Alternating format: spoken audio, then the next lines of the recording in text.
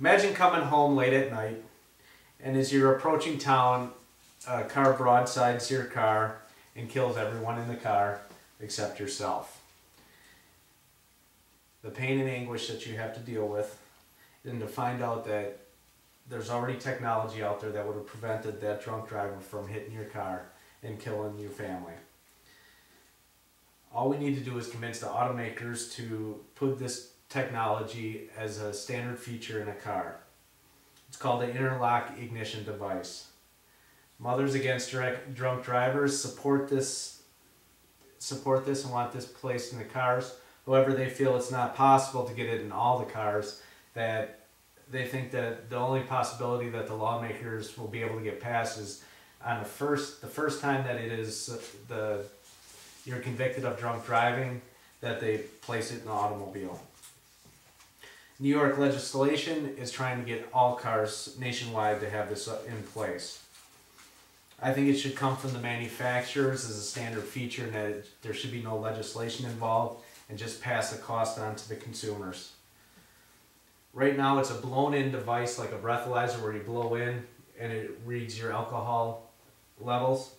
They're working on new kit technology that it could actually read your skin surface, would be able to give your blood alcohol level.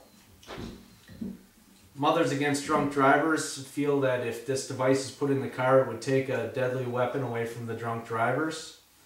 And currently there's more than 70,000 of these in the vehicles nationwide. Most are ordered by the courts. However, Illinois, New Mexico, Arizona, and Louisiana already do mandate after a first offense that these be placed in the person's automobile. And Illinois was the most recent to have this law passed. Last year, 30,000 first-time drunk drivers in the state of Illinois. Only 3,000 of those had these placed in their vehicle. In New Mexico, they saw a 12% drop in fatality deaths due to drunk driving accidents. As far as how these would be placed or how these are used in a vehicle, currently you'd leave, if you left an establishment and then went in your automobile and you put your keys in the ignition, you'd have to blow on a tube and it would read your alcohol level. And if it read above the legal limit, your car would then be disabled and you wouldn't be able to turn your key in the ignition. If it read below the level, then you'd be able to start your car and move on. Some people believe that these won't work because they feel that the potential drunk driver would just have somebody under the legal limit blow into the breathalyzer. However, there's 3 reasons I don't think this would happen. One is embarrassment. The potential drunk driver wouldn't want to go tell somebody that he was too drunk and for them to blow into the breathalyzer. The person that they would ask probably wouldn't want somebody that was drunk to be on the road. And also the liability, if you would blow into it for somebody so that they could drive drunk, there's DNA that would be left in the tube and they could trace it back to yourself for possible suing in the future if anybody would die. The following recent stories were from the Chicago Tribune as far as some drunk driving incidents. On Thanksgiving, a person that was 4 times over the legal limit crossed the center line, hit oncoming automobile. Luckily nobody died or nobody was hurt, but the drunk tried to flee the scene and hit a pedestrian that was standing outside his car. Then there was another incident where a drunk driver and a passenger died. Luckily no other cars were involved. However, the family is still of the passenger and the driver are still the victim.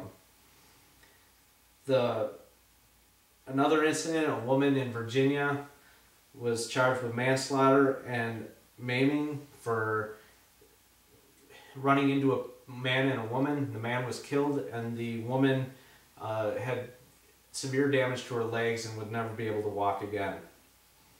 The last example was in Bakersfield, California, and there was a family of 8 that was hit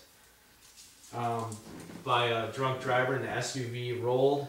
Luckily there was no deaths. However, typically with an SUV rollover, there's usually nobody survives.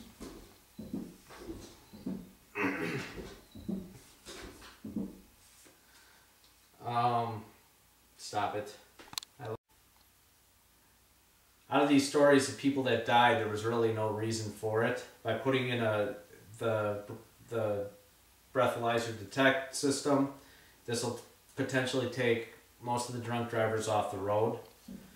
All we really need to do is write the CEOs of the manufacturers, the automakers, and then the ones that actually go ahead and make this a standard feature is to support the manufacturers of this.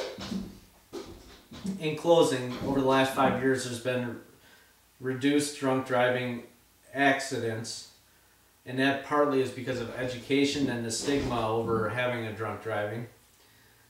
However, the ignition locking system should move this number closer to 0.